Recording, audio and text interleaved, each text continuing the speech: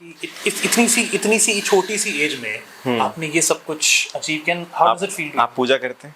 हाँ, भगवान को प्रसाद चढ़ाते हैं, फल चढ़ाते हैं। जब आप फल चढ़ाते हैं तो एकदम ताज़ा फल चढ़ाते हैं या सड़ा हुआ? ताज़ा फल चढ़ाते हैं। ताज़ा फल चढ़ाते हैं। तो अगर हम अपना ये शरीर भगवान को समर्पित करना चाहते हैं तो तरोताज़ा समर्पित करना चाहिए, सड़ा हुआ? बिल्कुल। तो वैसे तो इंटरनेट पे there are almost 1 million podcast जो इन्फ्लुएंसर्स के बारे में है, बट आज हमारे पास एक बहुत स्पेशल गेस्ट हैं, somebody who's creating these influencers for the rest of the world. Today we have with us the CEO and founder of Syllabistan, Mr. Prateek Gaur, जो एक बहुत ही सक्सेसफुल इन्फ्लुएंसर एजेंसी रन कर रहे हैं. Hi Prateek. Hi, Radhe Radhe. Prateek Radhe Radhe. And I think that's a great start to the event with Radhe Radhe. Ji. So कैसा लग रहा है यहाँ पे आके? बहुत अच्छा लग रहा है। वैसे मैं आप सबको बता दूं ये हमारा फर्स्ट पॉडकास्ट है और प्रतीक बहुत ही स्पेशल रिक्वेस्ट में हमारे पास आए, so we are very thankful to you Prateek. So let's come to the point. I guess everybody wants to know कि इन्फ्लुएंसर्स की जिंदगी कैसी होती है, बट एक बहुत बड़ा मुद्दा ये भी है कि सब जानना चाहते हैं कि इन्फ्लुएंसर्स बनते कैसे हैं, जिनको आप जैसे लोग बनाते हैं, राइट? सो अपनी जर्नी के बारे में बताइए. How did you start and how did you get into this influencer journey? So ऐसा कुछ सोचा तो कभी भी नहीं था कि वही होता, जिंदगी जितनी अनप्लान्ड होती है उतनी ज़्यादा खूबसूरत होती है. कई बार हमें ज़िंदगी को उनके हाल पे छोड़ देना चाहिए. तो ऐसा कुछ हुआ था. I was a journalism student and journalism कर रहा था, परस्यू कर रहा था, एंड साथ ही में शौक रखता था एक्टर बनने का. I wanted to be an actor, not from that college zone, but बचपन से ही, मतलब जब से जिंदगी में होश संभाला था तब से ये था कि यार पर्दे पे खुद को देखना 70 mm की स्क्रीन पे, उससे बड़ा तो कोई सपना था नहीं. एंड फिर वक्त के साथ धीरे धीरे जब हमने ट्राई भी किया तो एक वक्त ऐसा आया कि काफ़ी सारे शोज़ में कर रहा था, ऑडिशंस दे रहा था, स्क्रीन पे भी आ रहा था, रिस्पेक्ट नहीं मिल रही थी. अब 18-19 साल के बच्चे को कहाँ रिस्पेक्ट मिलेगी? क्राउड में काम करना, जूनियर आर्टिस्ट वगैरह, ऑल्दो उस प्रोफेशन में बड़ी इज्जत है, लेकिन मेरे को इज्जत उस टाइम मिल नहीं रही थी. एंड हालांकि मेरे डैड आर्मी ऑफिसर हैं, तो वो चीज़ हमेशा मैंने देखी है. एक टाइम ये भी था कि जब वो गेट पे ड्यूटी देते थे, जब सिपाही थे, एक टाइम वो भी देखा है जब सूबेदार मेजर थे, तो वो एंटर करते पहले गेट वाला सैल्यूट करता है, देन वो गेट खुलता है. सो वो रिस्पेक्ट जो मैंने देखी है, तो मैंने जिंदगी में यही सोचा कि जिंदगी में कुछ मिले ना मिले, इज्जत सबसे इंपॉर्टेंट है. तो I can not compromise something on respect, और मनी साइड में रिस्पेक्ट ही चूज करूंगा. तो आई जस्ट थॉट ऑफ यार नहीं, अभी थोड़ा छोड़ देते हैं. 19 साल के बच्चे के लिए भी 100 करोड़ की फिल्म नहीं बनाएगा और अगर बना भी दिया तो वो 2-4 साल चलेगी, उसके बाद आगे क्या? ठीक है, फिर से वही स्ट्रगल है. और पापा भी 2 साल में रिटायर हो जाएंगे, तो I should keep the pace and कुछ करते हैं हम जिंदगी में. तो मैंने जर्नलिज्म को ही मौका दिया. देते देते बोलने की काबिलियत वहाँ से आ गई, सीख गए काफ़ी चीज़ें. और इन्फ्लुएंसर बनते कैसे, कहीं ना कहीं मैंने पहले भी एक पॉडकास्ट अपने कहा है, या हम बनाते कैसे. कई बार हम फेल हो जाते हैं, हम लाइफ में टेंशन हो जाता है कि यार हम फेल हो गए, आगे क्या करेंगे, कैसे करेंगे. जैसे मैंने कहा, जिंदगी में हम सब कहीं ना कहीं फेल होते हैं और हम घबरा जाते हैं कि अब फेल हो गए, आगे क्या होगा जिंदगी में. लेकिन फेल होना आई गेस बहुत खूबसूरत चीज़ है. कोशिश करते रहना चाहिए. एंड जब मैं भी फेल हुआ था, मैं भी बहुत रोया था जिंदगी में. मैं स्टार्टिंग में DID के लिए ट्राई कर रहा था 2012 में, dance in a dance, and I got no selection that. फिर मैं बहुत परेशान हुआ. फिर उसके बाद एक्टिंग करने का सोचा, फिर उसमें भी नहीं सिलेक्ट हो पाया. कुछ शोज किए, ऑडिशंस दिए, बट मोनोलॉग नहीं मिले प्रॉपर, अच्छा स्क्रीन पे नहीं मिला. तो फिर परेशान हुआ. फिर क्या कहते हैं, मैं मॉडलिंग कर ली, एक्टिंग भी कर ली, डांस भी कर लिया. जर्नलिज्म में करियर परस्यू करने आया, तो जर्नलिज्म में भी आगे बढ़ते फेल हो गया. मतलब मुझे लगा मैं ये नहीं कर पा रहा हूँ. तो जब सब जगह से हार गया इंसान, सारे प्रोफेशंस ट्राई कर लिए, तो फिर ऐसा होता कि अब क्या करें. लेकिन जब मैंने ये स्टार्ट किया सिलेबस्तान, तो I got successful. The reason is why कि मुझे एक्टिंग का चांस भले नहीं मिला, लेकिन मैंने ग्राउंड स्टडी करी है, ग्राउंड पे जाके मेहनत की है, थिएटर का बैकग्राउंड है. आई नो एक्टर को गाइड क्या करना है, कि जिंदगी ऐसे जियो जैसे, वो आपने सुना होगा, एक कहावत है, ये बहुत प्यारी लाइन थी. हाँ, जिंदगी ऐसे जियो जैसे अभिनय कर रहे हो, और अभिनय ऐसे जियो कि जैसे जिंदगी जी रहे हो. तो ये वाली एक लाइन थी. तो जब आप हर जगह हार जाते हो, लेकिन आपको सारी चीज़ें आती हैं, ग्राउंड स्टडी पे अपने जाके काम किया है. एंड फिर जब मैंने इन्फ्लुएंसर मार्केटिंग स्टार्ट करी, इन्फ्लुएंसर्स को ढूंढना स्टार्ट किया, अब उनको बिल्ड करने के लिए, उनको गाइड करना. मुझे डांस आता है, ठीक है, मैं डांस सिखा सकता हूँ. मुझे मॉडलिंग आती है, मैंने रैम वॉक करी है, मैं उनको वो गाइड कर सकता हूँ. एक्टिंग आती है, तो मैं एक्टिंग का उनको बैकग्राउंड बता सकता हूँ, कैसे कैमरे को फेस करना है, कैसे अपने को ग्रो करना है. जर्नलिज्म क्या है, तो बोलना आता है, उनको बता सकता हूँ कैसे इंटरव्यू देना है, कैसे नहीं देना है, कैसे मार्केट में अपनी इमेज स्टेबल करनी है, कैसे अपने आप को ग्रो करना है. हर एक चीज़ उनको गाइड करते करते इस तरह से बेड़ा पार हो गया. तो कहीं ना कहीं फेल अगर आप होते, तो कहीं ना कहीं वो फ्यूचर की तैयारी होती है. ठीक है, तो अगर आज आप फेल हो रहे हो, तो ये समझ लो कि आज आपको फेल किया जा रहा है जस्ट बिकॉज आप फ्यूचर में किसी और चीज़ में सक्सेसफुल हो पाओ. करेक्ट. ये चीज़ है. आई कंप्लीटली अग्री कि फेल होना शायद जिंदगी में बहुत जरूरी है, क्योंकि एक बार आप फेल होते हो तब आप ये रियलाइज करते हो कि एक तो पहली बात आप ये जानते हो कि आप में कमी क्या थी। राइट। आप भागते रहो और आप फेल नहीं होगे तो आपको लगेगा कि मैं तो फर्स्ट आ ही जाऊंगा। अगर आप फेल हो जाते हो तो आपको पता चलता है कि आप स्टैंड कहाँ कर रहे हो लाइफ में। और जब तक फेल नहीं होते आपको उस जीत की कीमत नहीं पता चलती। So I completely agree with you.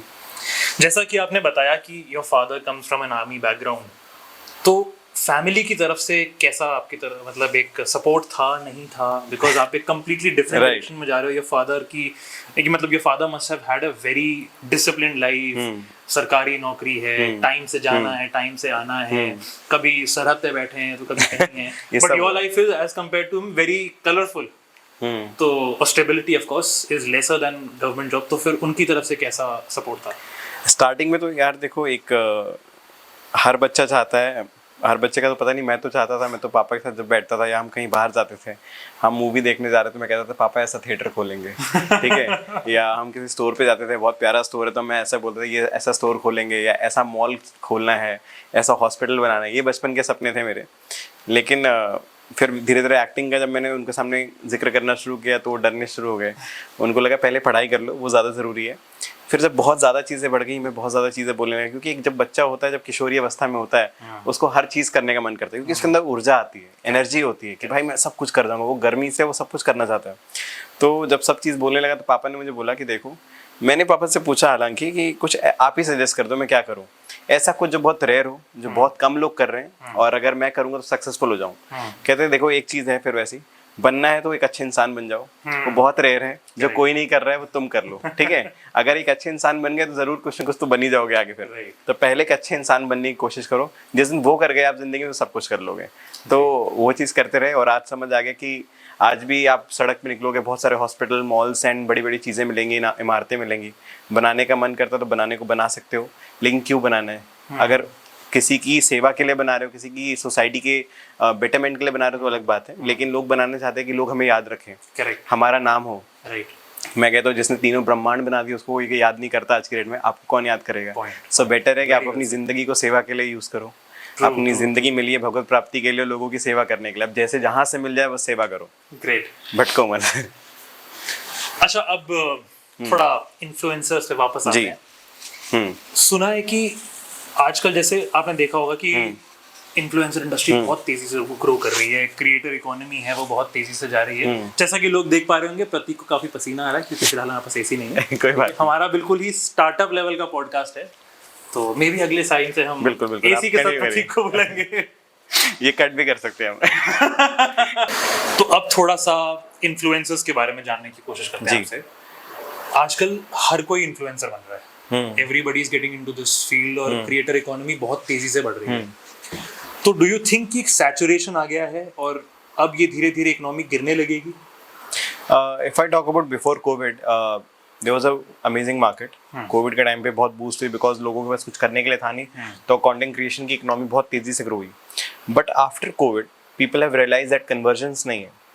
यहाँ पे we are burning lot of cash flow सारा का सारा बर्न हो रहा है, but we are not getting any kind of conversion because हम क्रिएटर से प्रमोट कराते हैं, व्यूज और लाइक्स आते हैं, बट हमारा सेल तो इंक्रीज ही नहीं हो रहा है, ना मार्केट में अवेयरनेस बढ़ रही है। बिकॉज इस हद पे इन्फ्लुएंसर मार्केटिंग पहुंच चुकी है कि every product, every brand is doing influencer marketing and इसमें फायदा सिर्फ और सिर्फ इन्फ्लुएंसर का हो रहा है, ब्रांड्स का नहीं हो रहा। Then we all agencies came out with this solution जहाँ पे we have introduced niche marketing.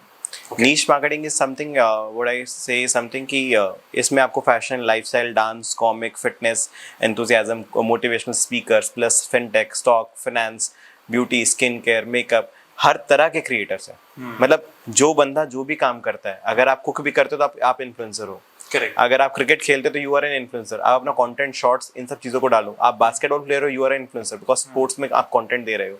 And अब आपकी जो जर्नी है बहुत लिमिटेड लोगों के साथ फाइट है। अब आपकी इन्फ्लुएंसर इंडस्ट्री पूरी कम्युनिटी के साथ फाइट नहीं है। Correct. सिर्फ आपकी लिमिटेड लोगों के साथ कंपटीशन है। तो स्पोर्ट्स वाला सिर्फ स्पोर्ट्स कैटेगरी या क्योंकि वो अपनी कैटेगरी पे ही काम कर रहे हैं लोग, and this is somehow very beautiful also, और conversion point of view also, because अब ब्रांड्स को यहाँ पे कन्वर्जन मिलने लगा कि अगर ब्यूटी का ही इन्फ्लुएंसर है, ब्यूटी का ही प्रोडक्ट या सीरम प्रमोट कर रहा है, तो वहाँ पे उनको कन्वर्जन आ रहा है, because people are following that creator for beauty perspective only, कि हाँ यार हमें कुछ अपडेट या हमें कुछ इन्फॉर्मेशन मिलेगी यहाँ पे प्रोडक्ट की, और वो यहाँ पे सारे के सारे बताए गए, यहाँ पे इसका SPF इतना है, यहाँ पे सारी चीज़ें इतनी, तो वो फिर क्या कहते हैं ईजी हो जाता है। लेकिन अगेन दिस मार्केट अगेन ये और एक्सपेंसिव हो गई, एक्सपेंसिव एफआई से ये थोड़ा ज़्यादा हो जाता है, हम इसको प्रीमियम कहते हैं ताकि क्लाइंट को थोड़ा अच्छा लगता है, तो we use that jumble words की एक्सपेंसिव नहीं बोलना, प्रीमियम बोलना है, आप इसको चीप मत बोलो, आप इसको अफोर्डेबल बोलो, so there are things that we use to follow, ठीक है, तो हम इसको इस तरह से डील करते हैं, बट ये ज़्यादा चीज़ें चलती हैं, एंड इन्फ्लुएंसर को थोड़ा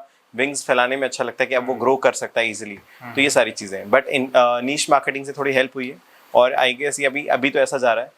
AI ने थोड़ा सा लोगों को डाउन भी किया और अपलिफ्ट भी किया है, क्योंकि AI आने की वजह से कुछ क्रिएटर्स का मनोबल थोड़ा हिल गया है कि अब वो क्या करेंगे, अब वो न्यू AI रोबोट्स आ गए, वो भी क्रिएटर्स बन गए, एंड जो रियल में एग्जिस्ट नहीं करते, they are creators, AI creators, AI driven creators, and some creators जिन्होंने AI सिखाते सिखाते इन्फ्लुएंसर बन गए, ठीक है। सो नई चीजें आती रहती है, नए लोगों को चांस मिलता रहता है, हर कोई यहाँ पे राज नहीं कर सकता, हर राजा की एक पर्टिकुलर टाइम होता है, ठीक है। सिंह का आसन सिंहासन पे हर वक्त सिंह नहीं बैठ सकता, सिंह कभी बूढ़ा होता है तो दूसरा सिंह भी आता है, तो वो सब चीजें चलती रहती है। बिल्कुल सही। तो जैसा प्रतीक आपने बताया कि इस इंडस्ट्री से सबसे ज्यादा बेनिफिट इन्फ्लुएंसर्स को हो रहा है, ब्रांड्स को भी नहीं हो रहा। जी, आई थिंक ये बड़ा कॉमन क्वेश्चन है, शायद पूरा भारत या पूरी दुनिया ही जानना चाह रही है, क्या इन्फ्लुएंसर्स सच में बहुत ज्यादा कमाते हैं, या जितना वो दिखाते हैं क्या वो सच में इतना कमा रहे हैं, ये सारा का सारा शो ऑफ है? देखिए 90% शो ऑफ है, ठीक है। और इसका आई रिक्वेस्ट आंसर आप प्लीज आईफोन के रिस्पेक्ट में मत देना जी, कि एक इन्फ्लुएंसर एक दिन में एक आईफोन कमा सकता है, पैसे मत बताना। नहीं, पैसे नहीं बता रहा हूँ मैं। अच्छा ठीक है, मैं ना नाम ले सकता हूँ यहाँ पे उनके घर रेड नहीं डलवानी है, but somehow they are managing their funds as beautiful तरीके से कि टैक्स से बच पाए, बट मुझे लगता है कमा तो देखो बहुत अच्छा रहे, अच्छा खासा पैसा कमा रहे हैं, बट वही होता है जब आपको बिना समझ कितना पैसा मिलता तो आपको संभालना नहीं आता। पैसा कमाना कोई बड़ी बात नहीं है, finance management is a very big thing, ठीक है। अगर आपको फंड मैनेज करना आता है तो आप सब कुछ कर सकते हो, ठीक है। पैसा आता है और आप लैम्बोर्गिनी खरीद लेते हो 18 साल की उम्र में, just to show off, correct, तो वो 3.5-4 करोड़ की लैम्बोर्गिनी की जरूरत नहीं थी अभी तो, ठीक है। या फिर क्या कहते हैं 3 गाड़ियाँ खरीद ली, पर चलानी तुमको ही है सिर्फ 1.5 करोड़ की गाड़ियाँ हैं सिर्फ, ठीक है। पूरा घर रिनोवेट करा दिया, घर पुराना तोड़ दिया, नया घर ले लिया, मतलब आप समझ लो अगर वो महीने का 5 लाख रुपए कमाते हैं, जस्ट एग्जाम्पल, तो उनके ऊपर 50 लाख की EMIs हैं। अच्छा, एंड जिस वजह से डिप्रेशन बढ़ता जा रहा है। आई हैव तो seen other side of life as well, जब काम बहुत अच्छा आ रहा था तब भी मैंने इनको देखा है, और अब जब काम नहीं है तब भी मैंने इनको देखा है, तब उनके लिए 5 लाख बहुत कम है, क्योंकि 50 लाख की EMI सर पे है, ठीक है। बिकॉज फाइनेंस मैनेजमेंट था नहीं, 16-17 साल के बच्चे से आप क्या एक्सपेक्ट कर सकते हो, तो बस यही दिक्कत है कि it's a boon also, it's a curse also, so at the same time. हाँ, अब इसमें फायदा कौन सा है, कौन से क्रिएटर्स बहुत अच्छा कर रहे हैं, जो फाइनेंस क्रिएटर्स थे उनको तो बहुत अच्छी नॉलेज थी, उनको म्यूचुअल फंड्स, SIP, स्टॉक्स सब कुछ पता था, उनको पता है मोतीलाल ओसवाल के पास जाके क्या करना है, और हमें SIP म्यूचुअल फंड से ग्रो ऐप पे कितना, इनको एवरीथिंग दे नो, तो उनके जो फंड्स हैं उन्होंने बहुत अच्छे से ब्यूटीफुल तरीके से मैनेज किया। इवन द AR रेट, और इफ आई से अबाउट कि अगर वो 2 मिलियन फॉलोअर्स पे तो they charge around 20 lakh rupees for a reel, but यहीं पे फैशन क्रिएटर जो 50 मिलियन फॉलोअर पे दे 3-4 लाख रुपीज पर रील, सो ये डिफरेंस है, क्योंकि जब आपके कंटेंट पे आई गेस वैल्यू ऐड होती है, एजुकेशनल होता है, आप लोगों को इन्फॉर्मेशन देते हो, आपका प्राइस उतना ज्यादा बढ़ जाता है, बिकॉज लोग ट्रस्ट करने लगते हैं आपको, तो वही सारी चीजें हैं। करेक्ट। एक और जैसे मैं आपसे सवाल पूछना चाहूंगा, जैसा ने बताया 16-17 साल के इन्फ्लुएंसर्स हैं, तो मैच्योरिटी लेवल भी बहुत कम होता है। बिल्कुल, जैसा कि फंड मैनेजमेंट ऑफ कोर्स हम एक्सपेक्ट कर ही सकते हैं कि नहीं आता, सक्सेस और फेम को मैनेज करना भी नहीं झेल पाते कई सारे इन्फ्लुएंसर्स, तो ये इन्फ्लुएंसर्स के टैंट्रम्स ही बहुत ज्यादा होते होंगे, कुछ फेस करना पड़ा अब तक? देखिए, टैंट्रम्स इन्फ्लुएंसर्स के क्या ही फेस करेंगे हम, इन्फ्लुएंसर्स मतलब if I define the word influencer is somehow the biggest influencer of a country is Narendra Modi या शाहरुख खान, बिकॉज यहाँ पे वर्ड बहुत टाइपकास्ट हो गया है, लोग कहते हैं हम इन्फ्लुएंसर नहीं हम एक्टर हैं। अरे सब इन्फ्लुएंसर्स नहीं, if you are having 10 followers also you are an influencer, because you are people are following your footsteps in everything, because आप दिन भर क्या कर रहे हो, आपकी दिनचर्या क्या है, आपकी डेली आउटकम्स क्या है, आपको फॉलो किया जा रहा है ताकि आपसे कुछ सीख पाए, and then you are an influencer. And what if I say ये लोग क्रिएटर्स हैं, क्रिएटर जो कंटेंट क्रिएट करते हैं, इनकी एक अपनी जर्नी है। रही बात हमारा क्वेश्चन क्या था, मैं जानना ही चाह रहा था कि इनके टैंट्रम्स भी होते हैं, बिकॉज़ काफी छोटी एज से आजकल बनने शुरू हो गए हैं। या टैंट्रम्स नहीं होते, थोड़ा स्पेसिफिक हो जाते हैं चीजें, जितनी ज्यादा आपको नॉलेज हो जाती है। कहते हैं कि बच्चों की शादी 25 से पहले कर देनी चाहिए, क्यों? क्योंकि तब तक उनको जिंदगी में समझ नहीं आती। जब समझ नहीं आती तो दोनों बच्चों की शादी कर देते माँ बाप, तो बेचारे एडजस्ट करना सीख जाते हैं, और एडजस्ट करते हैं तो 50 साल की शादी अच्छे से चलती है। अब वो बच्चे 30, 32, 35 में शादी करेंगे तो शादी कैसे चलेगी? नहीं चलेगी, झगड़े होंगे, कॉम्प्रोमाइज नहीं होगा, एडजस्टमेंट्स नहीं होंगी। तो वैसे ही सेम यहाँ पे भी है, क्रिएटर्स के साथ भी जैसे सब ग्रो करते जाते हैं, नॉलेज आती जाती है, मैच्योर होते हैं, उनको पता लगता है नहीं हम एक इंडिविजुअल हैं, हमारी अपनी लाइफ है, ये सेल्फ लव है, हम अपने आप को ऐसे ट्रीट करते हैं। तो जब वो फिल्टर्स आपकी लाइफ में ऐड होते जाते हैं तो आपकी स्पेसिफिकेशंस बढ़ती जाती हैं। आप फिर कहते हो नहीं मैं ये नहीं खाऊंगा, मैं तला हुआ नहीं खाऊंगा। जब भूख लगती है इंसान सब खा लेता है, लेकिन अब कहते हैं नहीं मैं ये नहीं खाऊंगा, मैं ऐसा खाऊंगा, मैं कीटो डाइट पे हूँ, मैं वीगन हूँ, मैं ऐसा हूँ, मैं वैसा हूँ, या मैं ये चीजें करता हूँ। बट एंड में सब कुछ मतलब प्रेम से जो ईश्वर ने दे दिया खाओ यार, जिंदगी कोई बहुत बड़ी नहीं है, जितनी है खूबसूरत है, उसको गले लगाओ और जो भी मिल रहा है उसको पाओ और आगे बढ़ो। नहीं खा सकते कोई दिक्कत है, लेकिन you have to be kind with others as well. आपको सिचुएशन को समझना चाहिए। या सो जब आप ये इन्फ्लुएंसर्स के साथ डील करते हो तो एज एन एजेंसी आप इन्फ्लुएंसर्स को कांटेक्ट करते हो या वो आपको कांटेक्ट करते हैं? How does this business? It works both ways. Okay, अब जिसको काम चाहिए वो हमें कांटेक्ट कर लेता है, हमें काम देना तो हम कांटेक्ट कर लेते हैं। और कांटेक्ट अगर जैसे आप लोग करते हो तो किसके थ्रू करते हो? Is it directly through social media? Directly through social media. और अब तो चलिए इतना वक्त हो गया है, 7-8 साल, तो लोग जानते हैं कि इकोसिस्टम में कि व्हाट इज सेलेब हसन, हु इज मी। वो मतलब श्री जी की कृपा है पूरी कि अब लोग जानते हैं कि मैं अगर मैसेज कर देता हूँ, मेरा मैसेज अगर चला जाता है तो क्रिएटर अगर 5-7 मिलियन पे भी है तो उसका सामने जाता है यस सर, या फिर यस प्रतीक, मतलब कुछ भी जैसे भी प्यार से उसको लगे, लेकिन वो कनेक्ट कर लेते हैं। And I am also being kind कि भाई ये एक ऐसा कैंपेन है, एंड आप किसी को पैसा ऑफर कर दो कोई क्यों मना करेगा। तो मैं किसी और इंटेंशन से तो उनसे फेवर तो मांगने के लिए उनको मैसेज करता नहीं हूँ।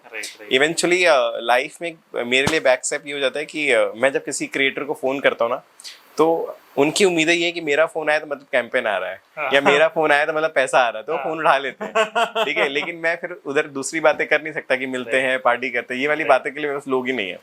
ऑल्दो मेरे पास टीम सब लोग काम करते हैं, लेकिन फ्रेंड्स जो भी है मेरे, उनको भी यही लगता है कि कॉल आ गया मतलब पैसा आ रहा है, तो कैंपेन के लिए कॉल आएगा, बजट पूछने के लिए, क्योंकि काम ही वही है ना। तो आपका फोन लोग उठा लेते हैं, लेकिन अब बात करके आप मस्ती करने लगोगे, इधर उधर की बात करोगे तो फिर लोग फोन भी नहीं उठाएंगे। फिर आप ही का नुकसान है कि यार ये दूसरे फोन मस्ती करने के लिए करता है। एंड टू बी ऑनेस्ट किसी के पास टाइम नहीं है मस्ती करने के लिए। एवरीबॉडी वांट कि एक वक्त था जब हम फोन करके पूछते थे हालचाल कैसा है, अब वो वक्त नहीं रहा। How are you is just a formality. Correct. लोग एक्सपेक्ट करते हैं कि हाउ आर यू के बाद सीधा क्वेश्चन आएगा कि सो एंड सो काम है, करना है या नहीं। बिल्कुल बिल्कुल। आजकल चीजें बहुत ज्यादा जो हो गई वो मोनेटाइज हो गई है, मोनेटाइज हो गई है, पैसा ढूंढ रहा है, व्हिच इज अ फैक्ट। क्योंकि अब जरूरतें इतनी ज्यादा हैं, जैसा आपने बताया। कोई जरूरतें नहीं है। मैं बताता हूँ, सब कहीं ना कहीं भाग रहे हैं और कोई कहीं नहीं पहुंच रहा है। हाँ, ये भी है। ठीक है, सब भाग रहे हैं। मैं रेयर करना चाहता था अपने बचपन में कुछ। मैं क्या मतलब, आप भी बैठे हो, आप भी अपनी जिंदगी में कुछ अलग करना चाहते हो। हमारे भाई जो रिकॉर्ड कर रहे हैं, मेरे बचपन के बहुत प्यारे दोस्त हैं, मतलब ये भी जिंदगी में कुछ अलग करना चाहते थे। इवेंचुअली दुनिया में जिससे पूछोगे वो जिंदगी में कुछ अलग करना चाहता है। और सब क्या चाहते हैं?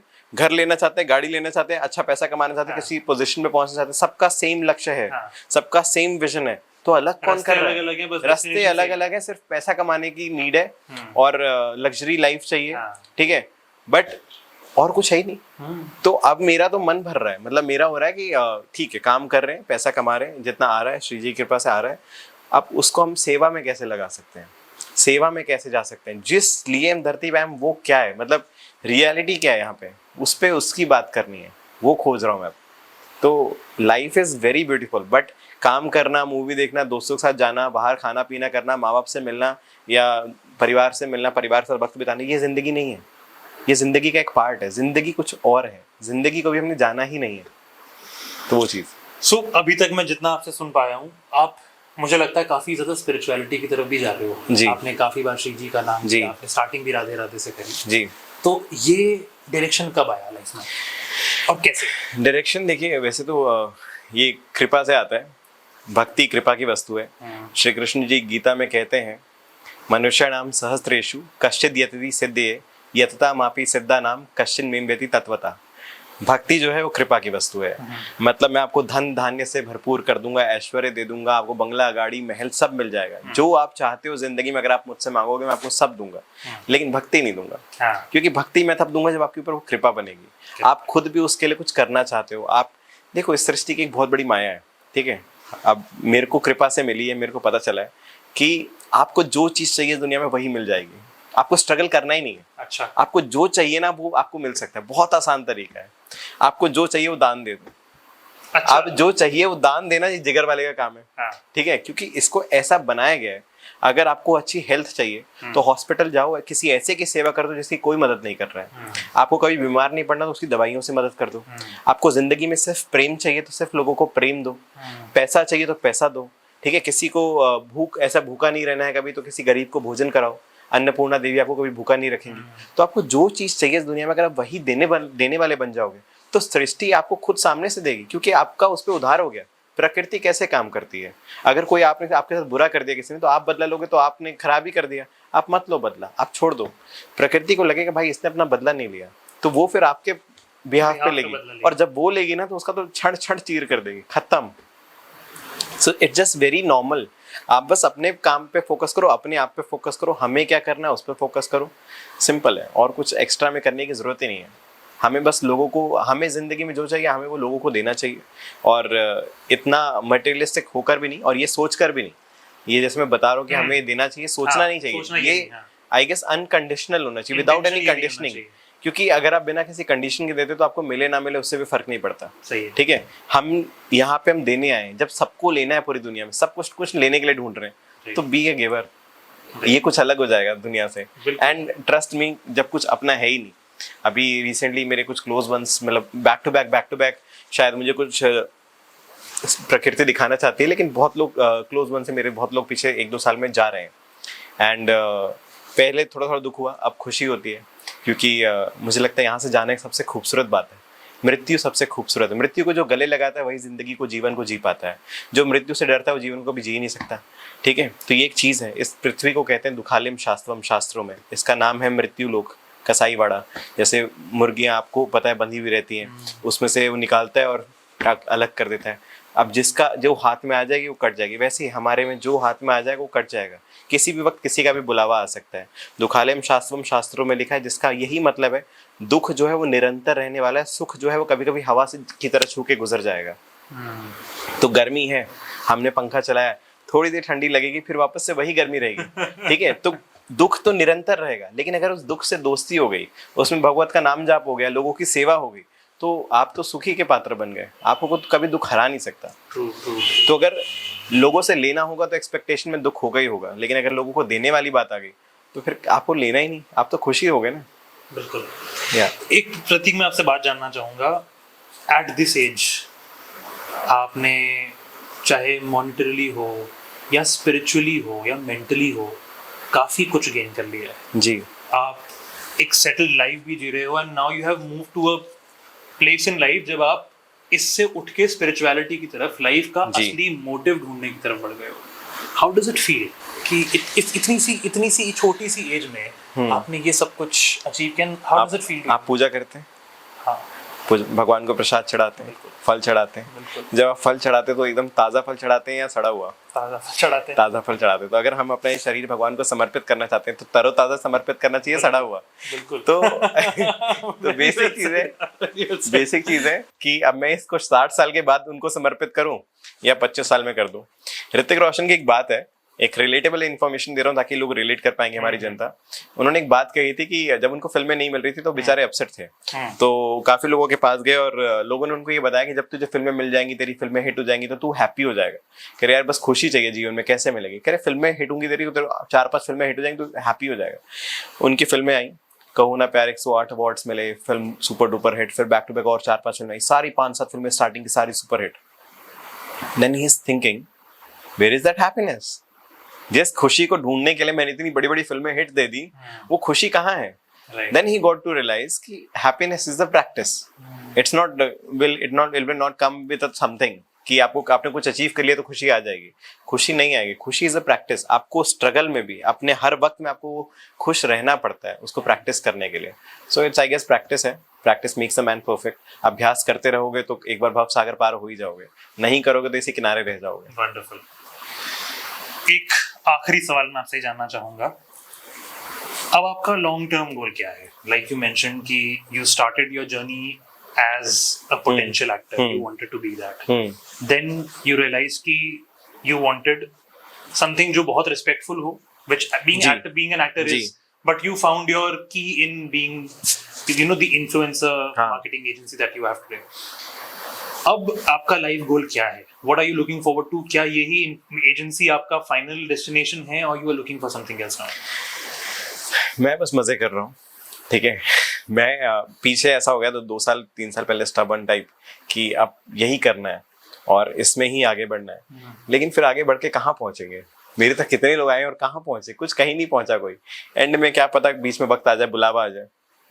लोग कहते हैं मरने से डर नहीं लगता, मैं कहता हूँ कल के जाते आज चले जाएं, कोई दिक्कत नहीं। अगर हम अपने इस धरती पे जन्म हुए अपनी प्रिया जी से मिलने के लिए, अपने उससे मिलने के लिए, उस ईश्वर को प्राप्त करने के लिए, अगर वो हमें कल बुला रहे तो कल चले जाएंगे। उनसे ही तो मिलने आए हैं, उनको छोड़ के सबसे मिल रहे हैं यहाँ पे, ठीक है। तो अगर उनसे मिलने का बुलावा आ रहा है तो I am happy to go, ठीक है। कोई स्ट्रेस नहीं, मुझे वापस आऊंगा फिर से अपनी जिंदगी में जो कर्तव्य होंगे वो निभाऊंगा। लेकिन अभी आप मुझसे फाइनल गोल पूछे तो मेरे को लगता है जिंदगी का एक दूसरा सिरा मैंने अभी एक्सप्लोर नहीं किया, मुझे वो एक्सप्लोर करना है। दूसरा सिरा मतलब जो सबसे खूबसूरत है, जहाँ पे मैंने लोगों को देखा योग करते हुए और सेवा में बस अपने आप को डाल देना, झोंक देना पूरा। ये पैसा है, सब चीजें कहीं काम नहीं आती अगर पैसा आ रहा है। देखो, धर्म के साथ अर्थ की व्याख्या है, अर्थ के बिना आजकल धर्म नहीं चलता। आजकल मंदिरों में जाओगे धर्म निभाने के लिए लोग पुजारी भी पैसा मांग लेते हैं, ठीक है। तो अर्थ की महानता तो रहेगी, अर्थ चाहिए। मैं कहता हूँ कि मेरे को श्री जी से कि भाई अर्थ के लिए परेशान मत करो, पैसों के लिए परेशान, पैसा इतना दे दो कि मैं गिन भी ना पाऊँ, लेकिन उस सारे पैसे को मैं फिर सेवा में लगा पाऊँ, लोगों की सेवा कर पाऊँ, ठीक है। एटलीस्ट मेरा स्ट्रगल ये होना चाहिए कि मैं लोगों की सेवा किस तरह से करूँ। और एक होता है, मैं बुक्स पढ़ रहा था अभी, आर्ट ऑफ डेथ। तो आर्ट ऑफ लाइफ तो बहुत लोगों ने सुना है, लेकिन आर्ट ऑफ डेथ एक बहुत खूबसूरत है, वो पढ़ रहा था। तो उसमें मैंने सुना है कि काफी लोग शमशान घाट पे रहते हैं। शमशान घाट एक ऐसी जगह है जहाँ पे अपनी जिंदगी में लोग वर्तमान में ही रह सकते हैं, क्योंकि भूत तो मिट जाता है, भविष्य वहाँ पे है नहीं कुछ। तो वर्तमान, प्रेजेंट, अगर आपको अपने लाइफ का प्रेजेंट एंजॉय करना तो you have to be on शमशान घाट। जिंदगी का सत्य दिखने लगता है। 40-50 लाशों के बाद तो आप यही देख पाते हो कि हर बार आपकी लाशें जल रही हैं। आपका वो विजन इतना क्लियर हो जाता है। जब बॉडी जलती है तो 4 घंटे के बाद सबसे पहले जो जलता है शरीर में, वो गला होता है। तो अपना सर फुटबॉल की तरह नीचे गिर जाता है। फिर वहाँ पे जो परिवार होता है 2-3 घंटे में चला जाता है, जो वहाँ पे जला रहा होता है वो सर उठा के वापस रखता है उस पर। ये बहुत सारी चीज़ें हैं जो लोग नहीं जानते, लेकिन जब आप वहाँ पे रहोगे, मैं जाता हूँ अब आज की डेट में, ये चीज़ें अब मैं पहली बार बता रहा हूँ, लेकिन ये सब चीज़ें पता चलेंगी तो बहुत मतलब सुकून मिलता है। ऐसा लगता है कि ये जिंदगी है, यही जिंदगी है। तो फिर आपको कुछ करने का मन करता है। वही मृत्यु को गले लगाओगे तो जिंदगी जीने का अपने आप मजा आ जाता है। तो जिंदगी के एक दूसरे सिरे पे बस रहना चाहता हूँ थोड़ा, लेकिन हाँ, गृहस्थ छोड़ के वैराग्य में तो नहीं जा सकता, विरक्त नहीं हो सकता। मम्मी पापा को भी तकलीफ हो जाएगी, थोड़ा डरते हैं आजकल मुझसे, लेकिन अब क्योंकि भगवान ने भी कहा कि मुझे विरक्त से ज्यादा गृहस्थ पसंद है, क्योंकि गृहस्थ में डेली चुनौतियां हैं। और अगर आप वैराग्य आपने अपनाया भी है तो जिंदगी भर अपनाने का, आपको गृहस्थ में आके ही आप सब कुछ सक्सेसफुल हो सकते हो, बिकॉज आपने वैराग्य में जो कुछ भी पाया इस ईश्वर से, इस दुनिया से, आपको समाज के काम में लगाना है। अब हमारे बाबा हैं वृंदावन में बैठते हैं, प्रेमानंद महाराज जी हो गए, या इतने सारे आचार्य, धीरेन्द्र शास्त्री जी हो गए, बागेश्वर धाम सरकार, या रामभद्र आचार्य जी हो गए, जिनकी वजह से आज राम मंदिर है। ये सारे संतों की कृपा है, और ये सारे संत आजकल समाज की सेवा में लगे हुए हैं, ठीक है। और वो चीज चलती रहेगी। और क्यों नहीं, उन्होंने इतना विरक्त में जीवन बिताया है तो आज समाज की सेवा कर रहे हैं, क्योंकि ये जरूरी भी है। और मुझे वैसे ही कि उस कॉर्नर में थोड़ा थोड़ा अपने आप को योगदान देता रहूं, क्योंकि जिंदगी से जुड़ा रहूं, उसको जिंदगी में भूलना नहीं खुद को। यहाँ पे क्या होता है, सब चीजें भटका देती हैं आपको, डोमिनोज पे जेरिया, ये सब चीजें, ये सब जिंदगी में काम नहीं आएगा। मेरे जीवन में मैं पिज्जा ये सब खाता ही नहीं हूँ आज के डेट में। मतलब कभी मिल गया, कभी आ गया तो ऐसे अन्न का अपमान भी नहीं है, और थोड़ा सा खा भी लिया, लेकिन कोशिश ये कि कोई जिंदगी में कुछ कर पाए। बीच में ऐसा हो गया था कि लोगों को सुधारने निकल गया था, क्योंकि ज्ञान मिल गया तो सुधारने का मन करने लगा कि जो मिल जाए उसको सुधार दो, ठीक है। या बताओ नॉनवेज नहीं खाना है, ये नहीं करना है, ऐसी गलत बात है, लेकिन कोई सुधरता नहीं है। सुधरने का जो संकल्प है वो अपने अंदर से आता है, हृदय से आता है। तो अभी यही एक कोशिश है जिंदगी में कि अब मैं निकलता तो सुधारने नहीं, स्वीकार करने निकलता हूँ। जो है मेरा ही है, मेरे से ही सब है। तो सब अपने हो गए तो फिर बात ही खत्म हो गया। अगर मेरे हाथ में चोट लग जाएगी तो मैं अपना हाथ काट के फेंकूंगा नहीं, इसका ट्रीटमेंट कराऊंगा। तो अगर कोई इंसान खराब भी है तो उसको गले लगा लो यार, कोई दिक्कत नहीं, आपके ही प्रभु का है। कंपटीशन भी एंड हो जाता है। अगर कोई ज्यादा मेहनत कर रहा है, ज्यादा आगे बढ़ रहा है, तो उसने मेहनत करी है, डिजर्विंग है, तभी कर रहा है। आपको तो उसने रोका नहीं, आप भी कर लो मेहनत, आप भी आगे बढ़ जाओगे। किसी से कंपटीशन क्यों करना। तो जिंदगी बड़ी सुकून है, किसी को हराने की कोई इंटेंशन नहीं, किसी से जीतने की कोई इंटेंशन नहीं, बस अच्छा करना है, 10 लोगों की सेवा हो जाए जिंदगी में, फिर तो जाना ही। एक दिन हम चले जाएंगे, फिर दोबारा आ जाएंगे। तो जैसे आपने इतना अच्छे से एक्सप्लेन किया कि आप स्पिरिचुअलिटी की तरफ कैसे बढ़े, कैसे आपका फ्यूचर गोल भी उसी तरफ बढ़ता जा रहा है, तो आपने नाम भी लिया महाराज प्रेमानंद जी का, तो आप उनसे कैसे मिले, क्या जर्नी रही? और देखिए अभी तक उनसे मुलाकात तो नहीं हो पाई है। अच्छा।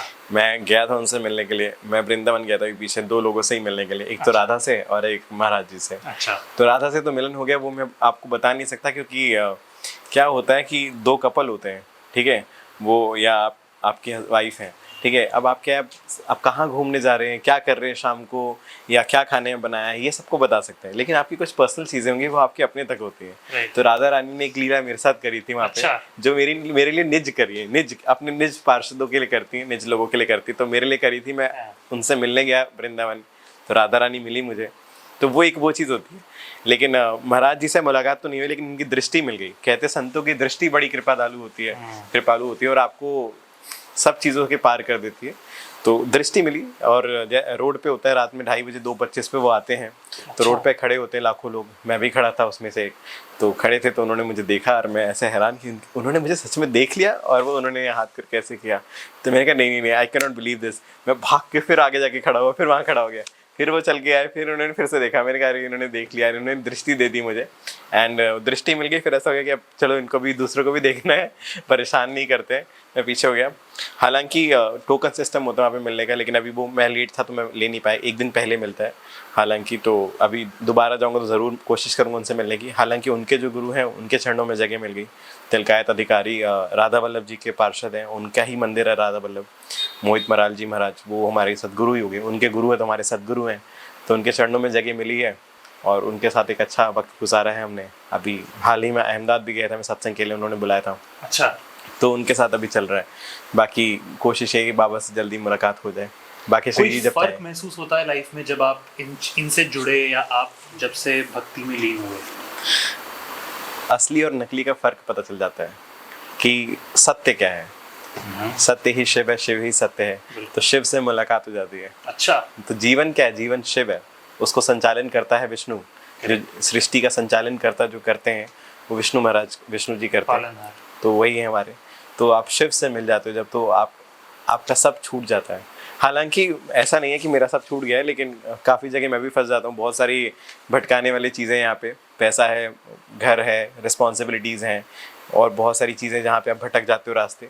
लेकिन वही ये कंट्रोल करना है खुद को। कंट्रोल भी एज इन कि खुद को समझना है कि क्यों आए हो। अभी रिसेंटली मैं किसी को बोल रहा था, लोग कहते हैं यार सब चीज़ों से तो बच जाते हैं, लड़कियों से नहीं बच पाते हैं। वहाँ पे ध्यान भटक ही जाता है। अब मैं भी सिंगल ही हूँ, ऐसा नहीं, ध्यान मेरा भी भटकता है। ठीक है, सवाल लेकर आएंगे जरूर। इस पे भी ध्यान भटकता है, बिल्कुल है। लड़कियों से ध्यान बिल्कुल भटक जाता है। एक सुंदर खूबसूरत परी उन्होंने बनाई है, अप्सरा बनाई है, हमारे लिए बनाई है, किसी और के लिए नहीं बनाई है। तो क्यों ना भटके, बिल्कुल भटके। लेकिन एक सच्चाई है इसमें भी। जब विष्णु जी ने मोहिनी अवतार लिया था, जब वो जल में मंथन हो रहा था, तो मोहिनी अवतार लिया था अमृत पान के लिए, अमृत पिलाने के लिए।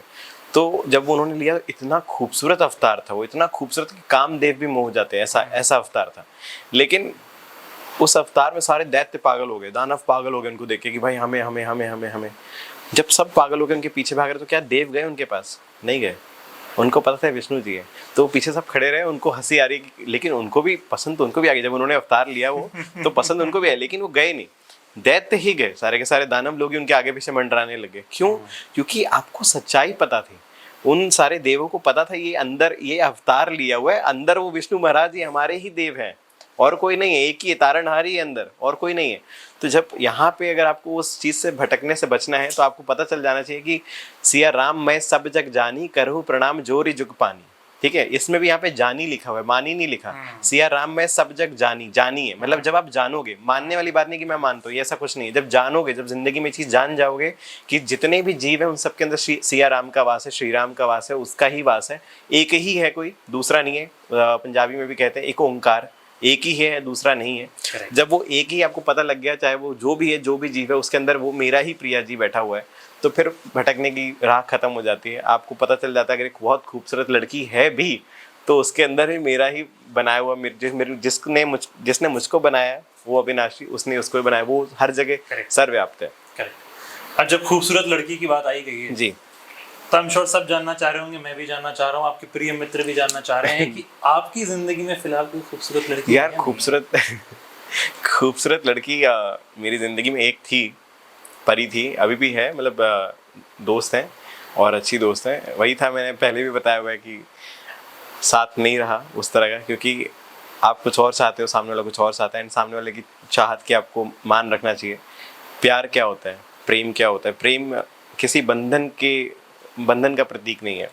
प्रेम मतलब राधा मतलब प्रेम, मतलब राधा का मतलब ही प्रेम है, प्रेम की देवी है वो, ठीक है।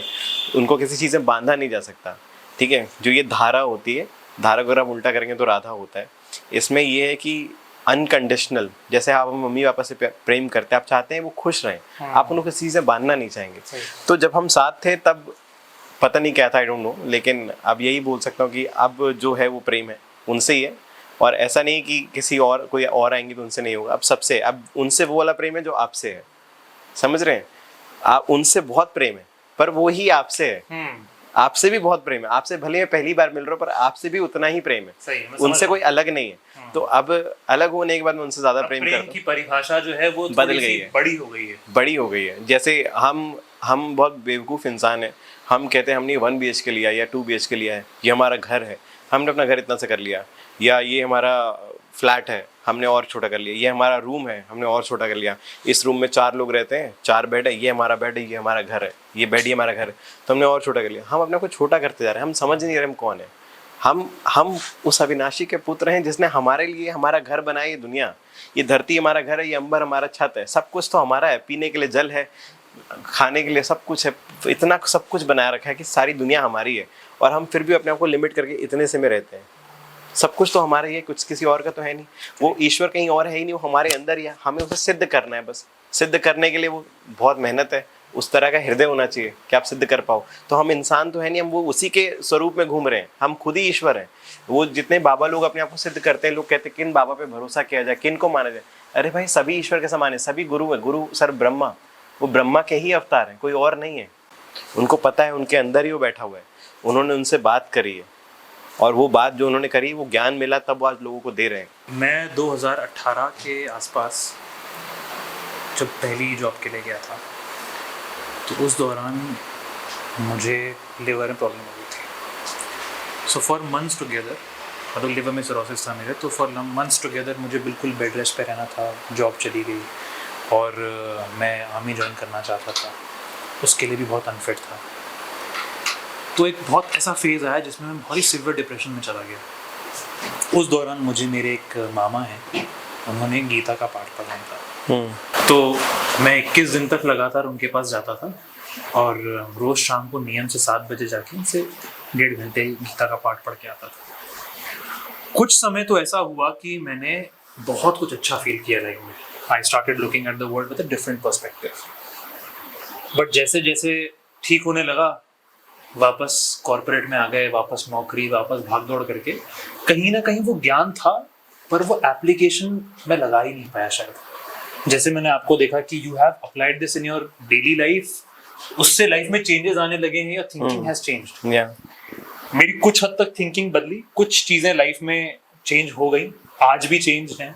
आज भी कभी कभी ये होता है कि कहीं ना कहीं सही और गलत की हल्की सी एक लकीर, एक फर्क दिख रहा होता है, पता होता है कि ये गलत हो सकता है, शायद मैं जो जा रहा हूँ वो गलत है, पर कभी कभी वो कंट्रोल मिस हो जाता है। कभी कभी आपको लगता है कि चल ठीक है, जाने दे। तो ये अप्लाई करना लाइफ में कितना मुश्किल था? एक छोटी सी कहानी है। एक बार मुझे किसी ने सेल्फिश बोल दिया था, क्योंकि और मैं ऐसे हैरान हो गया, मतलब उसने कहा बुरा मत मानना कि लेकिन तू बहुत सेल्फिश इंसान है। तूने बोला कि सच मैं बोलूँ, मैं सच बोल रहा हूँ कि तुम एक बहुत सेल्फिश इंसान हो, तुमने हमेशा अपने लिए सोचा है, तुमने दूसरों के लिए कुछ नहीं सोचा है। तो ये जो बातें तुम करते हो, ये चीज़ें जो कह रहे हो, ये बहुत अलग जा रही है, ठीक है। आई हैव सीन यू, अब आज का मुझे नहीं पता, बट मैं पहले से जो तुमसे मिला हूँ तो मुझे लगता है कि तुम एक सेल्फिश इंसान हो, ठीक है। तुमसे लोगों ने ये कहा है, वो कहा है, तुमने ऐसा किया है, तो उसने मुझे प्रूफ भी दिए।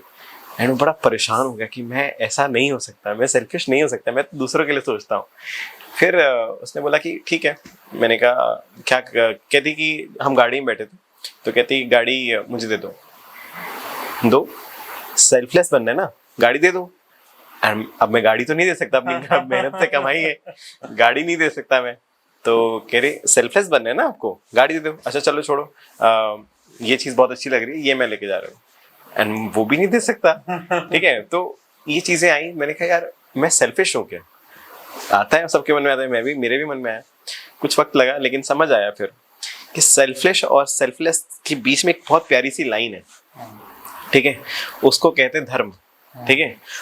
धर्म भी कह लो या जो कह लो, उसमें ये होता है कि आपको लोग आपसे मांगते हैं, तो आप उनको तब दो जब उस चीज से उनका कुछ भला हो, ठीक है। आप अगर बांटने लग जाओगे, दान भी तब दिया जाता है जब जरूरतमंद को दान दिया जाता है। ऐसे नहीं कि दान सबको बांटने चले गए, जरूरतमंद को ही दान दिया जाता है। और धर्म ये सिखाता है कि अगर आपको गाड़ी चाहिए तो मैं आपको रास्ता बताऊंगा गाड़ी कैसे आ सकती है आपके पास। ये थोड़ी ना अपनी गाड़ी उठा के आपको दे दूंगा, ठीक। क्योंकि अगर मैंने आपको वो चीज दे दी तो आपने वो चीज कमाई नहीं, और आपने कमाई नहीं तो आपका धर्म खंडित हो गया। आपका तो हुआ ही हुआ, मैंने आपका किया तो मेरा भी हो गया।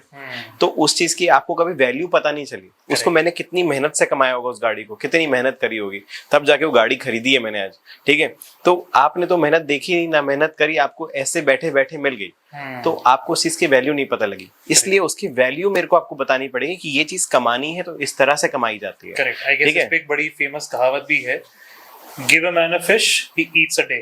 Teach a man how to fish, he eats for his entire life. हाँ, तो ये बहुत जरूरी है। Exactly. ये एक इकोनॉमिकली भी बड़ी इंपॉर्टेंट चीज है। इकोनॉमिक्स में भी ये फैक्टर होता है कि कुछ साल पहले एक बार राजस्थान में एक भूखमरी आ गई थी, बहुत सूखा पड़ गया था। तो राजा ने उनसे कहा कि आप एक काम करो, पत्थर की माइनिंग शुरू करो, तो आपको मैं पैसा दूंगा, आप उससे अनाज खरीदना।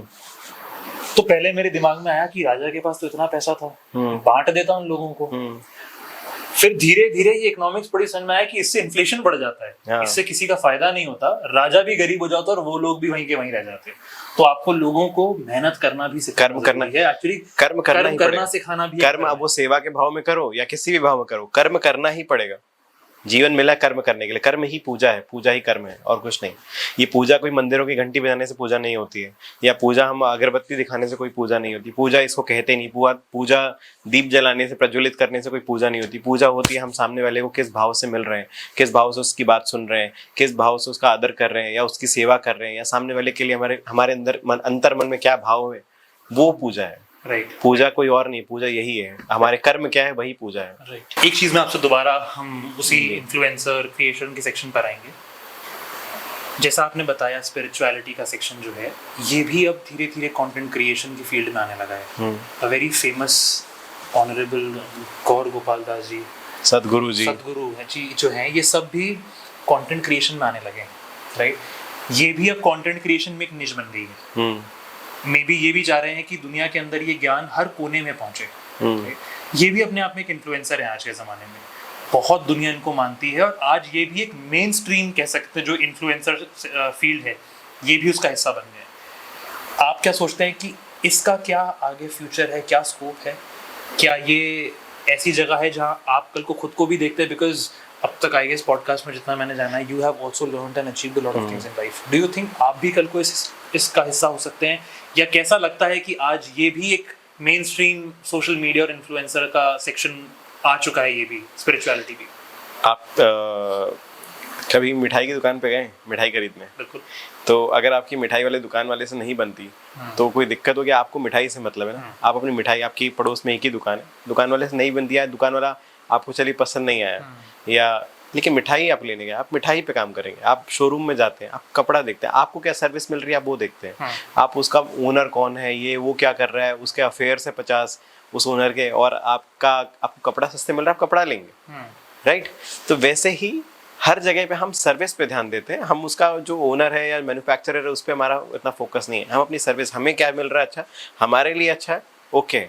वैसे यहाँ भी ज्ञान मिल रहा है, आप ज्ञान लो, ठीक है। वो क्या कर रहे हैं, उनकी भी एक पर्सनल जिंदगी हो। अब प्राइम मिनिस्टर हमारे ऑनरेबल नरेंद्र मोदी जी, अब वो कल पैंट शर्ट में घूमे, कुर्ते पजामे, वो उनका ख्वाहिश है, वो लुंगी में घूमे, वो उनका मन है, सूट में घूमे, या एकदम एक्वाटिक जाके समुद्र के अंदर जाके वापस से श्री कृष्ण की द्वारका देखे, वो उनका अपना मन है। उनका भी तो एक व्यक्तिगत स्वभाव या कोई एक इंटरेस्ट हो सकती है, इच्छा हो सकती है, तो उनको भी जिंदगी जीने दें। हमें वही सिखाया गया, प्रेम करो यार, प्रेम में कोई बाधा नहीं है, उनको जो करना है वो करे, सबको आजादी सब कुछ करने की, उनकी भी उतनी ही दुनिया जितनी मेरी है। मैं भी सब कुछ एक्सप्लोर ही करने आया हूँ ना, मैं भी पहली बार हूँ, मेरा कुछ भी मन कर सकता है, मैं वो करूंगा, कोई मुझे नहीं रोक रहा है, मैं किसी को रोकने वाला कोई नहीं होता। दूसरी चीज ये, कथावाचक तो देखो पहले भी होती थी, पहले भी लाखों की भीड़ लगती थी, स्टेडियम्स में लोग बैठते थे, सत्संग सुनते थे, सत्संग वैसे ही होते थे, बहुत सारे गुरु लोग आए हैं और बहुत से लोग बदनाम भी हो गए, बहुत सारे लोगों ने अच्छा भी ज्ञान दिया है, आज भी उनकी फोटो लोगों के घर में लगी हुई है, ठीक है।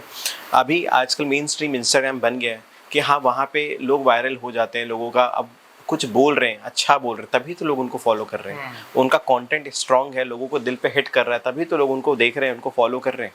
अब वो देख रहे हैं, फॉलो कर रहे हैं, इस प्रकार से भीड़ भी बन रही है। पहले भी बनती थी, पहले माउथ पब्लिसिटी होता था, अब इंस्टाग्राम पब्लिसिटी होता है, ठीक है। अब माउथ पब्लिसिटी इसमें नहीं है, स्पिरिचुअलिटी में लोग आके एक दूसरे को नहीं बोलते ज़्यादा, क्योंकि लोग वो बात ही नहीं करना चाहते, लोग अपना अपना करते हैं। धर्म और पूजा सबका अपना अपना व्यक्तिगत और इंटरेस्ट पे होता है, वो लोग डिस्कशन नहीं करते हैं। कोई शिव जी को मानता है तो कोई कृष्ण को मानता है, लेकिन बात सब पैसों की करते हैं, ठीक है। तो वो एक अपना अपना जोन है। लेकिन हाँ, पहले भी वो चीज़ होती थी, अभी भी हो रही है। अब वो पीछे क्या बिजनेस का एम्पायर रन कर रहे हैं या फिर खेती कर रहे हैं, सदगुरु जी वहाँ पे सॉइल पे भी काम कर रहे हैं, सॉइल को बचाने के लिए काम कर रहे हैं। उनके 1000 अच्छे काम होंगे, शायद 2 काम ऐसे होंगे शायद जो दुनिया को पसंद नहीं आएंगे, क्योंकि शायद वो अपनी पर्सनल व्यक्तिगत चीज़ हो, तो उस पर क्यों ध्यान देना। आप मिठाई से मतलब रखो, आप मिठाई खाने गए हो ना, वहाँ पे कुछ लेने गए, वो कुछ दे रहे हैं, वो लेने गए हो, ले लो। अब वो क्या कर रहे हैं, अब वो जो पहनते हैं, कल उनको एक दिन ऐसे मन करता है, नहीं यार आज मेरे को कुछ और पहनने का मन है, मैं आज सूट पहनना चाहता, आज अमेरिका में शो कर रहा हूँ, आज I want to wear a suit.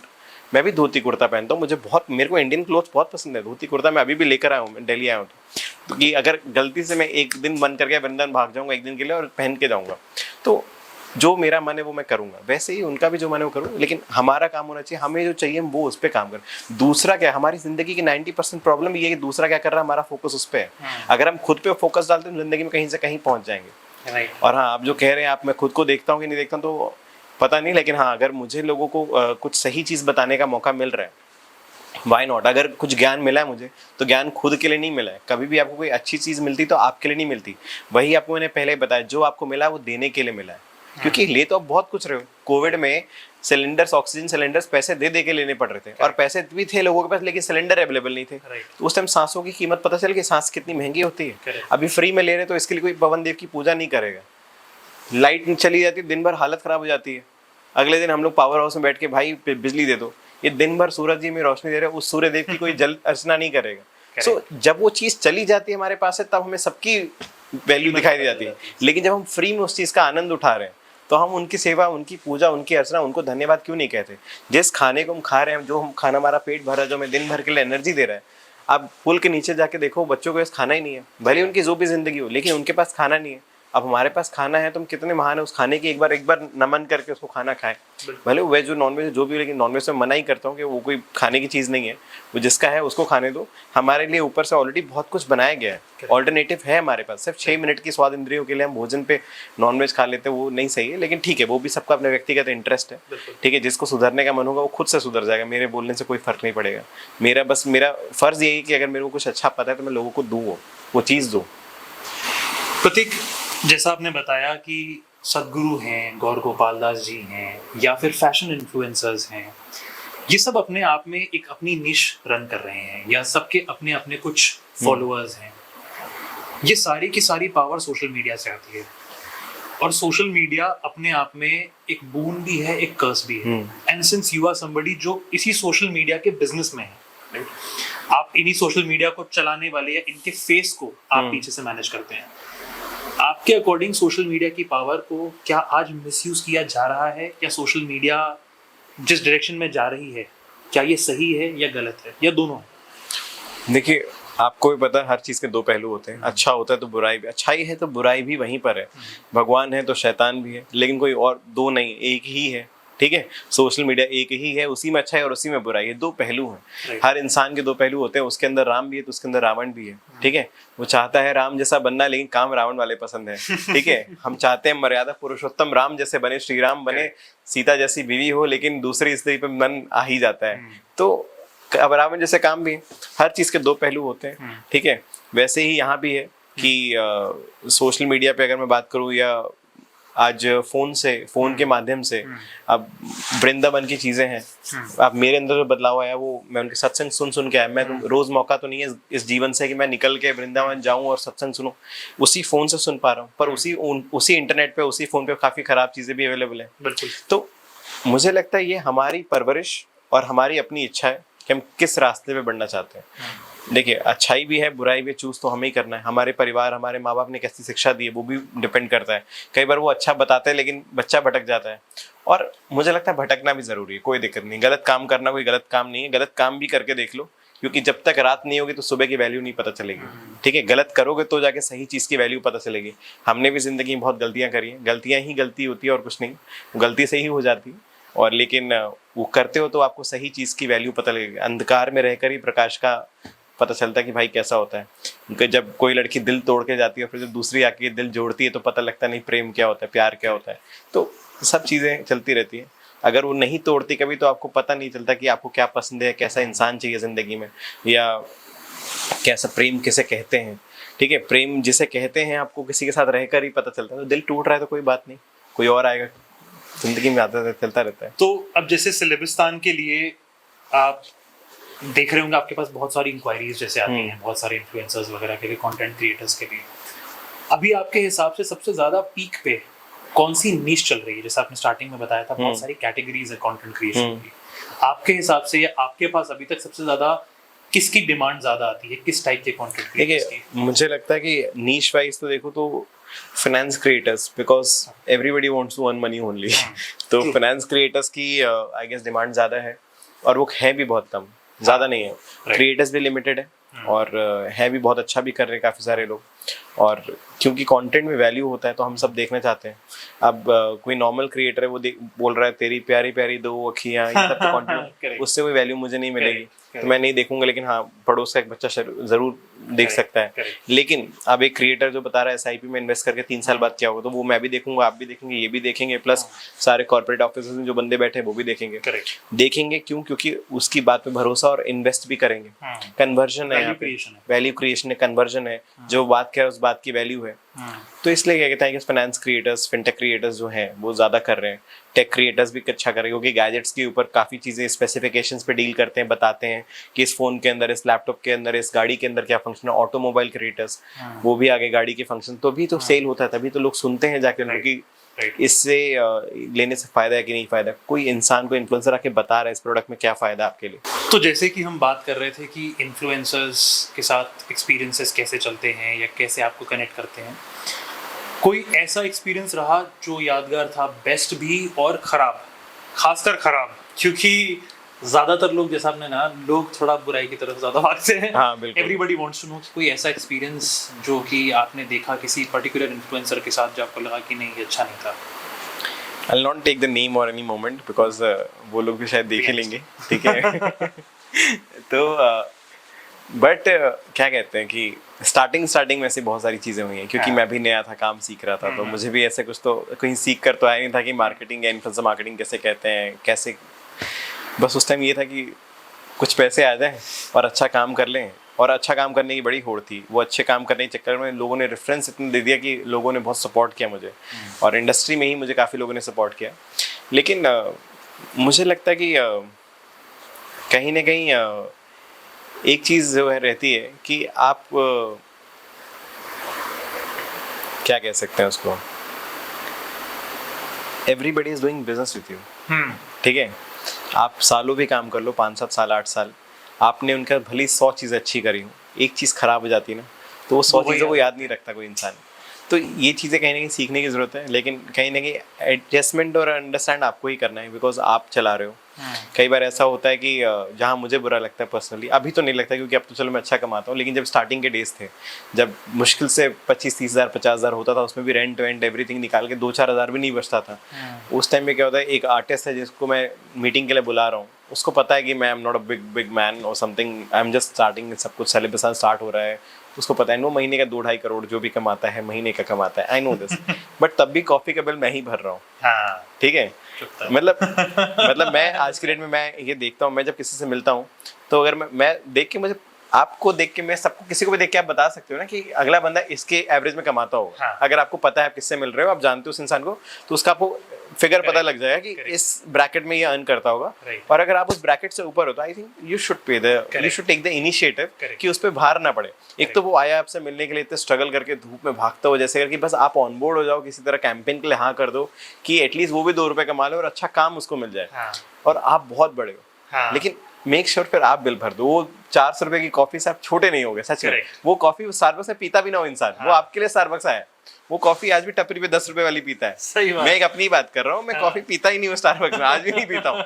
मुझे आज भी स्टारबक्स की कॉफी महंगी लगती है और ना टेस्ट आता है, क्योंकि वो स्टारबक्स की कॉफी लेके मैं उससे अच्छा कमाता हूँ, लेकिन वो स्टारबक्स की कॉफी लेके मैं सोचता हूँ कि इसमें ऐसा क्या है जो मैं इसको लूं। सही, स्टारबक्स वाले आपसे माफी मांगते हैं नहीं, but the fact is the fact. मुझे लगता है कि बहुत ज्यादा, लेकिन ठीक है, मीटिंग्स के लिए जाते हैं तो ऑब्वियसली एम्बियंस ही मैटर करता है, एम्बियंस ही मैटर, चीजें भी होती है बहुत सारी। अगर मेरा भी कॉफी शॉप होगा मैं भी उतने भी बेचूंगा, लेकिन कहने की मेरा दिल गवारा नहीं हो पाता है, बिकॉज मुझे लगता है कि उतना मैं अगर 20 रुपए कॉफी पी लेता और 380 रुपए में लोगों किसी को खाना खिला देता, आज मैं ऐसा सोचता हूँ, तो ज्यादा बेटर। पहले तो चलो 400 रुपए बहुत ज्यादा थे, अब 400 रुपए उतने ज्यादा नहीं है, तो मैं ये सोचता हूँ 50 रुपए में भी कॉफी आ जाती है अच्छी, 100 रुपए में अच्छी कॉफी मिल जाती है। अच्छी शॉप ढूंढ लो आप, 300 रुपए किसी की सेवा में डाल दो। और नहीं तो इंसान, अगर एक नॉर्मल इंसान के लिए भी देखा जाए, कॉर्पोरेट वालों के लिए भी 100 रुपए की coffee is more than enough. उसी 500 में इंसान वो कॉफी भी और अपना लंच भी कर सकता है अच्छा खासा। मुझे वो करना है, दिखावे वाली जिंदगी नहीं जीनी है। ऑल्दो दिखावा कहीं ना कहीं हम सभी करते हैं, हम सबसे हो जाता है, हमें एक स्टेटस मेंटेन ही करना पड़ता है। अब मैं कहीं जा रहा हूँ मीटिंग में, ऑटो से नहीं गाड़ी से जाऊंगा, वो भी एक दिखावा ही हो जाता है। लेकिन ठीक है, मतलब लोग ट्राई करते हैं जितना ज्यादा अपने आप को ओवर बिल्ड करके दिखा पाए, ओवर एग्जैगरेट करें। आपके बिजनेस के लिए भी जरूरी भी है। When people see कि you come in a car, तो they see कि आपका बिजनेस प्रॉफिटेबल है, तभी तो आपसे जुड़ेंगे वो। बिल्कुल बिल्कुल, वो भी एक जरूरी चीज नहीं तो अगर किसी को पता चले नहीं ये बंदा नहीं कर रहा है काम, ये चीजें नहीं, तो कोई क्यों जुड़ेगा। लोग जुड़ते हैं इसी वजह से जुड़ते हैं कि सामने वाले के अंदर अपना फायदा दिखता है, तभी जुड़ाव होता है। तो आप ये सारी कैटेगरीज के इन्फ्लुएंसर्स को मैनेज करते हो? बिल्कुल बिल्कुल, मतलब not exclusively, but I am in the ecosystem from since past 8 years, तो obviously I know everybody, and जो भी नए लोग भी आते तो ऑब्वियसली हमारी एजेंसी उनको रीच आउट करती है और एक हमारे साथ जुड़े रह जाते हैं। एसोसिएशन तो रहता ही है सबके साथ, ताकि कहीं ना कहीं फ्रूटफुल एक हम लोग काम कर पाए। अच्छा, कोई बेस्ट और वर्स्ट एक्सपीरियंस शेयर करना चाहोगे जो इस जर्नी के दौरान रहा या इन्फ्लुएंसर्स के साथ रहा? बेस्ट तो मेरे साथ अभी एक ही हो रहा है कि बहुत कम उम्र में अगर आध्यात्मिक उन्नति हो जाए तो जीवन में उससे अच्छी बात कोई हो नहीं सकती। वर्स्ट भी यही है कि जब अध्यात्म की तरफ बढ़ते हो तो आपका जीवन पूरा हिल जाता है, क्योंकि जो मॉनिटरी, जो प्रॉफिट्स पे जो लाइफ में मैं था, अभी उसका बहुत डाउनफॉल पे हूँ कहीं ना कहीं। लेकिन इस बार बुरा नहीं लग रहा है, इस बार स्ट्रेस नहीं हो रहा। ऑल्दो एक फरवरी के बाद से काम कम भी हो जाता है, फरवरी, मार्च, अप्रैल, मई, जून काम नहीं रहता। मई तो अप्रैल तक तो वैसे नहीं रहता, मई से आ जाता है, लेकिन अभी इलेक्शन चल रहा है इस वजह से काम है भी नहीं। 4 रुपए का होर्डिंग 40 में बिक रहा है, क्योंकि पॉलिटिशियंस ने जगह ही नहीं देनी किसी को भी। तो ब्रांड्स में भी थोड़ा वेट करें कि हम इसके बाद ही इन्वेस्ट करेंगे, तो ऑल्दो थोड़ा लॉसेस हैं, बट इस बार खुशी मिल रही है। लेकिन वहीं पे जो बाकी एजेंसी से मैं देख रहा हूँ सर मार रही दीवार में कि भाई इतना लॉस हो गया, 40 लाख 50 लाख का नुकसान हो गया, कैसे करेंगे, सैलरीज, रेंट्स हैं। एक और चीज इसमें मैंने सीखी थी कि आध्यात्मिक ना एक एनेस्थीसिया का इंजेक्शन है। एनेस्थीसिया का इंजेक्शन क्या होता है, अगर मेरे पेट में आपको कोई गड़बड़ होगी, पेट काटना है, ठीक है, अभी एक सांसारिक आदमी का पेट काटोगे बिना एनेस्थीसिया का इंजेक्शन लगाए, पेट काटो, किसी का चिल्लाएगा दर्द के मारे। लेकिन यहाँ पे एक इंजेक्शन लगा दो, ये सुन्न पड़ जाएगा, फिर आप इसको काटो तो कोई दर्द नहीं होगा, मैं आराम से मुस्कुराता हुआ, कट वही पेट रहा है, उसी तरह से उसी चाकू से कट रहा है, लेकिन मैं मुस्कुरा रहा हूँ। तो दर्द अभी भी होता है, तकलीफ अभी भी होती है, तो वर्स्ट चीजें अभी भी लाइफ में होती हैं, लेकिन कहीं ना कहीं समर्पण है जीवन का उनके प्रति, ईश्वर के प्रति। महाभारत में जब अर्जुन को क्या कहते हैं, अर्जुन ने बोला कि हे माधव, मुझे युद्ध के मैदान के बीचों बीच ले चलो, मुझे सबको एक बार देखना है। तो वो कहे तुम्हें डर नहीं लगता अर्जुन, तुम यहाँ पे इस टाइम सबके केंद्र बिंदु हो, कोई भी तुमको कहीं से भी मार सकता है। सब जानते हैं कि एक बार अर्जुन को मार दिया तो पांडव परास्त। अर्जुन को मारना सब चाहते हैं, एक सैनिक से लेके एक बड़े से बड़ा योद्धा तुमको मारना चाहता है। You are the centre, epicentre, you are the केंद्र बिंदु। तो वो कहते हैं मतलब मैं आपको जब समर्पण कर चुका, मुझे जीवन का डर खत्म हो गया। मुझे पता है कोई कहीं से भी तीर चलाएगा, यहाँ तक आके नष्ट हो जाएगा, लेकिन मेरे को छू नहीं पाएगा। जब समर्पण हो तो सब कुछ आसान हो जाता है। वही आपके शरीर में दो चीजें एक साथ वास नहीं करेंगी, या तो भय वास करेगा या ईश्वर वास करेगा। तो आपको चूज करना है, भय को वास कराना है ईश्वर को, क्योंकि डर बहुत लगता है समर्पण तो कर दिया, अगर उन्होंने काम नहीं किया तो दिक्कत हो जाएगी। लेकिन समर्पण के साथ समर्पण ही रहता है, भय नहीं रहता। अगर कर दिया तो फिर बर्बाद हो जाना, कोई दिक्कत नहीं। क्या पता कोई नई जिंदगी आपके लिए सोची हो उसने। सही बात है। ठीक है, मुस्कुराओ बस। वैसे भी कुछ लिए बिना आए थे, कुछ लिए बिना जाएंगे। तो अगर आज जमीन पे बैठने की परिस्थिति है तो बैठ जाएंगे, कहीं कल सिंह बन के आसन पे बैठेंगे, सिंहासन भी मिलेगा, कोई दिक्कत नहीं। जैसी श्री जी चाहती, जो करवाना चाहेगी वो करेंगे। बस हमारा स्ट्रेस क्या होता है, आसपास के लोग क्या सोचेंगे, जिनके सामने हमने कभी ऐसा दिखाया है कि I am the one, and वो लोग क्या सोचेंगे, वो आर्टिस्ट, वो एजेंसीज क्या सोचेंगे, भाई इतनी बड़ी कंपनी, ये हो रहा है, वो हो रहा है, ये बंदा तो रोड पे बैठा है। हो सकता है, क्यों नहीं हो सकता। बल्कि मुस्कुरा के बैठो यार, बल्कि 10 लोग और आगे बोलेंगे मुस्कुरा कैसे रहे तुम। मुस्कुराओ ऐसा कि परेशानियां भी डर जाए, भाई इसको किस बात की खुशी है। ऐसा हो जाना चाहिए जीवन में, इसका मजा ज्यादा है। ये तो जैसा आपने बताया कि लॉसेस भी होते हैं जी, तो उस दौरान मोटिवेशन आपने, मैं समझ ही सकता हूँ, आपने बताया स्पिरिचुअलिटी रहती जी है, बट आपकी अपनी टीम भी है जी, उनके साथ भी काफी, उनके लिए भी काफी मुश्किल पीरियड रहता होगा, जैसा आपने बताया फरवरी से लेके। उनके हाउ लिए डू दे मैनेज, या आप उनको भी मोटिवेटेड रखते हो? देखिए, जो टीम तो वैसे खैर अच्छी है, लेकिन जो अच्छे लोग होते हैं वो परेशान हो जाते हैं कि कहाँ से हम काम लाएं, ताकि क्योंकि एक परिवार बन जाता है। हम अपने घर से ज्यादा वक्त ऑफिस में बिताते हैं, तो उनको लगता है कि सर परेशान है, प्रतीक भैया परेशान है। कुछ भैया बोलते हैं, कुछ सर बोलते हैं, जो सामने बैठा उसके सर वैसे बोल देते हैं। अकेले होते तो भैया ही चलता रहता है और या प्रतीक भाई चलता है, लेकिन जब कोई साथ में होता है तो अपने आप ही कर लेते हैं। अब वो मैंने तो नहीं बोला ऐसे करो, क्या पता HR ने बोला हो, लेकिन ये चलता रहता है। तो उनके पास स्ट्रेस होता है कि हम कहीं से काम लाए ताकि भैया पे प्रेशर ना पड़े, और क्योंकि रेंट तो देंगे या सैलरी भी देंगे, सब चीजें करेंगे, एक्सपेंसेस कंपनी के रहेंगे, वो तो मैनेजेबल मेरे को ही करना है।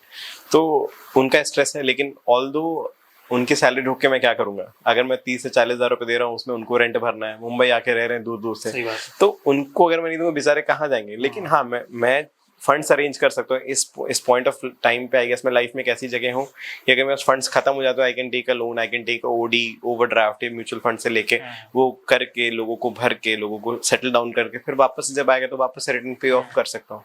तो ये मेरे भी अपने प्रेशर्स हैं, मेरे क्या सबके प्रेशर्स होते हैं लाइफ में।